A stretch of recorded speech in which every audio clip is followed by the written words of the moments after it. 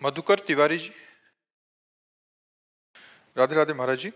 महाराज जी, कार्य क्षेत्र में अकारण विरोध करने वालों से कैसे निजात पाई जा सकती है, जिससे कोई लेना देना नहीं, वो व्यक्ति भी द्वेष की भावना रखते हैं? तो हमारा क्या बिगाड़ लेगा?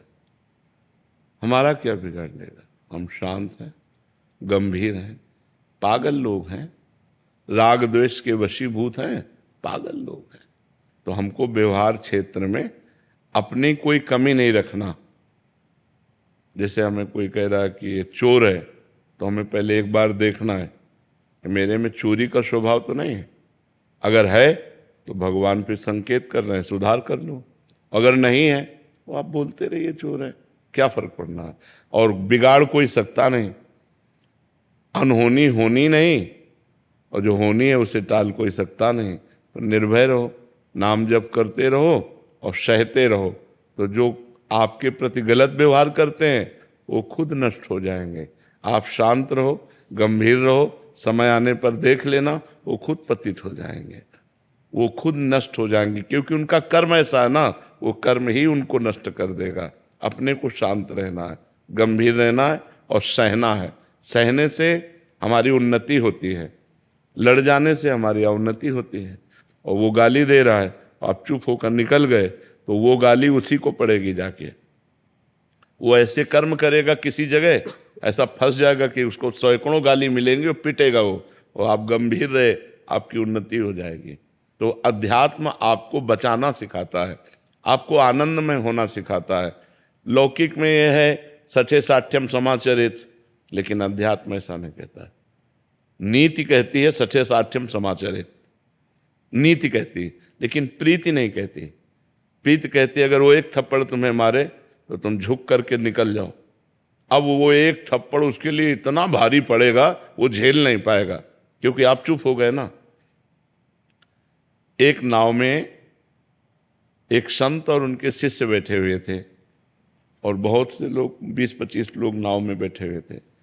इतने में एक दरोगा और 2 पुलिस वाले चढ़े, तो जहाँ संत थे वहीं खड़े हुए।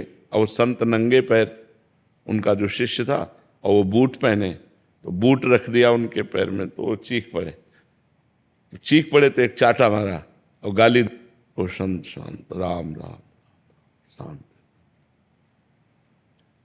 नाव किनारे लगी, तो किनारे 2-4 हाथ पानी में, जहाँ इतना इतना पानी, वहाँ नाव तो जाएगी नहीं। अब वो बूट पहने थे, तो वो संगीन लिए हुए थे, गश्त में थे। तो पहले देखा होगा बंदूक के ऊपर चाकू लगी हुई संगीन, तो उन्होंने ऐसे रखा और सोचा छलांग लगा के पार हो जाए।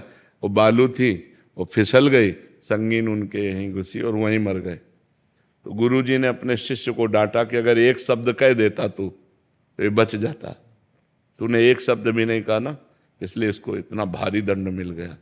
पलट कर तुम्हें कोई गाली दे रहा हो, गाली मत देना, उसको इतना बड़ा दंड मिलेगा कि वो भोग नहीं पाएगा। उमा क्षमा सापहुते भारी, अपने कर्म जाए अपकारी।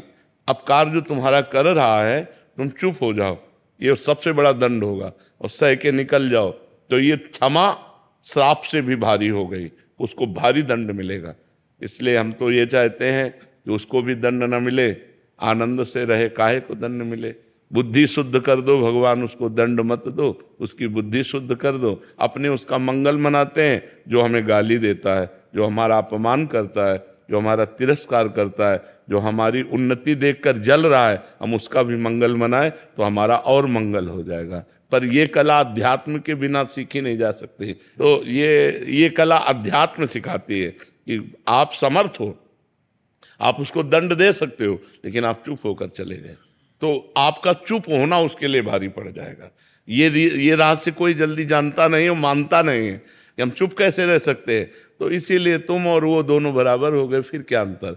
अध्यात्मवान चुप होकर, शांत होकर सह जाता है, और वो सहनशीलता, वो क्षमा उसके लिए सांप से भी भारी पड़ती है, और वो कहीं ऐसी जगह गिरेगा जहाँ संभल नहीं पाएगा।